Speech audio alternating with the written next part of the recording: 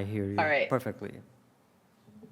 So, good morning, evening, or afternoon, wherever you may be in the world. I am coming to you from when the sun exactly hits the window in my office. So, forgive me for any strange lighting that may occur. As you've heard several times throughout this conference, this talk was originally submitted as a workshop. So I'm going to now give you the shortest workshop that has ever perhaps been done on creating short form video, which seems to be pretty much on point. So I've been a proponent of doing podcasting, YouTube videos for going on 20 years. I have spent my life doing things 30 minutes long because research showed you want things to be the length of a person's commute.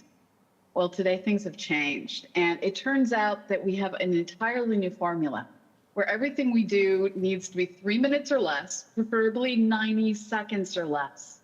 And instead of following that Pixar adventures journey that we have all learned over the years, there is a new basic formula to how video should be created, where we start with a hook.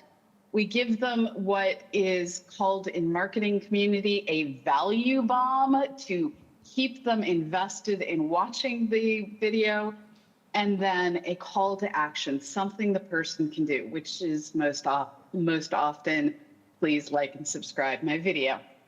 Now, I, for one, am not entirely into the idea of a value bomb, so I like the way this has been reframed into the ADA storytelling method, where first you try and get everyone's attention, and then you spend the majority of your video speaking to their interests, speaking to their desires. This you see in a lot of the storytelling videos that are filling Instagram and TikTok. And again, you end it with a call to action. Now, what does this gain over sticking with the podcasts and YouTube videos that we're all so familiar with creating? Well, it turns out that 75% of the people out there prefer video over text, and a lot of them prefer video over podcasts as well. With the younger generations in particular, Gen Z, 70% of them are spending greater than 3 hours a day watching videos on their devices. They're not watching television, they're watching YouTube, Instagram, TikTok, Reels on Facebook. And these new short form videos have a level of viewer information retention that we've never seen before. If someone is captivated by your short form video, they're going to retain 95% of the information you give them. And there's easy ways that can make this not just better for the viewer, but also universal design. Viewers are more likely to see your video through, to have increased watch time if you just add captions, which you should be adding anyways. And the idea of highlighting keywords, which is extremely useful for neurodivergent audiences that really do better with change-ups in what's in the screen, their watch time of all audiences is increased again by 65% if you just highlight keywords. And it turns out we're now a society that is captivated by emojis. So if you want to increase your views, just add emojis. Now, doing this, I'm not going to lie, it's extraordinarily time consuming. I have spent 3 hours creating 90 seconds of video. I don't recommend doing this all the time, and I'm going to show you easier ways. But if you want to sit down and convert YouTube videos or create from scratch your short videos, you want to start by making sure you're using that completely vertical social media layout.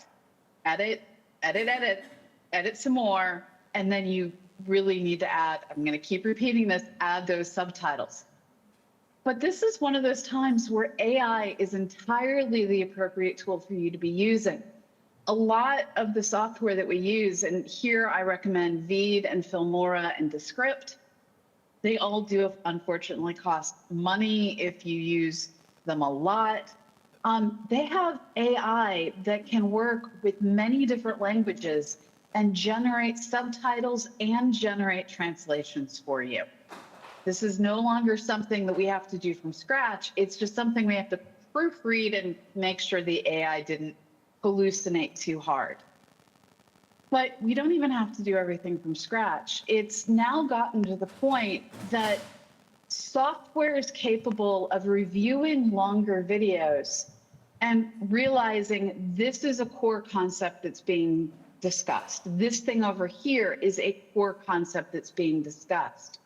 And it's possible to ask this automated software to go through your videos, pick out the segments that are most potentially viral, edit them out for you, and then add all of those subtitles for you.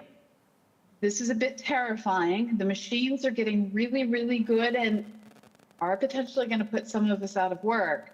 But it also means that if you're already creating YouTube content, if you're already creating Vimeo content, these tools can streamline the path forward.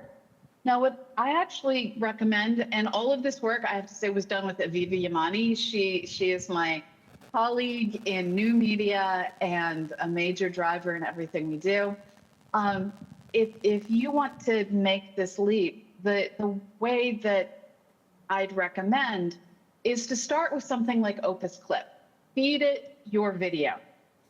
And what the software does is it's going through in the background and analyzing what are today's viral videos? What are they discussing? What do they sound like? What are the keywords being used? And then they go through your YouTube videos and look for things that match the current trends, match what people are looking for. And what I like about Opus Clip is it will actually tell you why what you're doing is successful. So here are two examples it gave me of things to potentially clip from a 30-minute episode of Escape Velocity Space News, which covered about 10 different stories that day, and it didn't know the video contained about 10 different stories. It just started from scratch. So the first thing it did was it honed in on a minute 3 of me discussing the Hubble Space Telescope and its current gyro issues. It's down to only using one. And it explained why this would make a great video, which I, as an academic, I want to know why it thinks things are good.